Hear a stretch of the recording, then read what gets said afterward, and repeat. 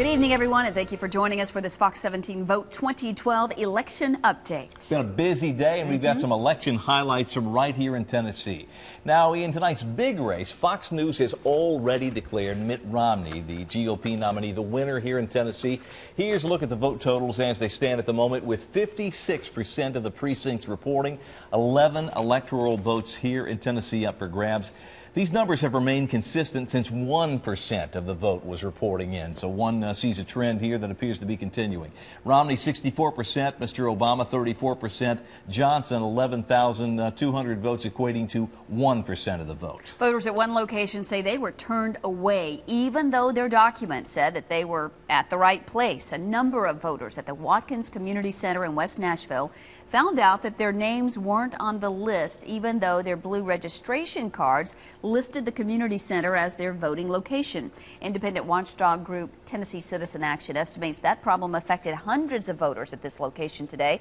Many had to stand in line for close to 45 minutes before being told which location that they actually needed to go to. Some, like 92-year-old James Wallace Sr., say the confusion cost them their vote. So are you going to go over there and vote right now? No, I'm through with it now. I'm going to get some information. I'm going to get with a lawyer and get some information about how come I got moved from 14th Avenue to voting over here to Kayne Avenue. That's over in South Nashville, over on South Street. Well, the election official in charge at that community center says a location change was made in August, and those voters should have received a notice in the mail. However, none of those voters who spoke to Fox 17 say they ever received that notice.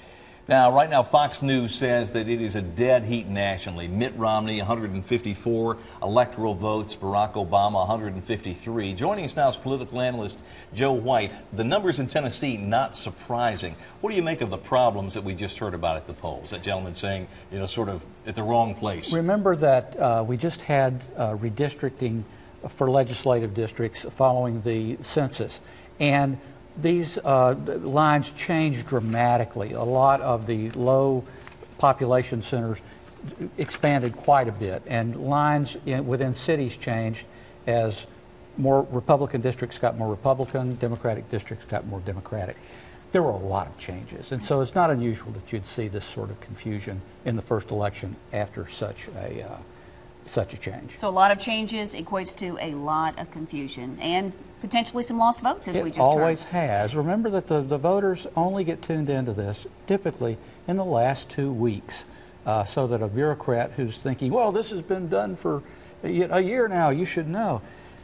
Voters don't pay that much attention until it gets down to the day that they have to decide. They're living their life. That's They're busy. Exactly right. They're not running for office. So and then they come out to do this very important civic duty, and they find that something's changed. They end up frustrated. And you know, for the first time today, we all had to show a driver's license, you know, government ID to vote. Another change. We're going to continue to watch the numbers. Keep it here.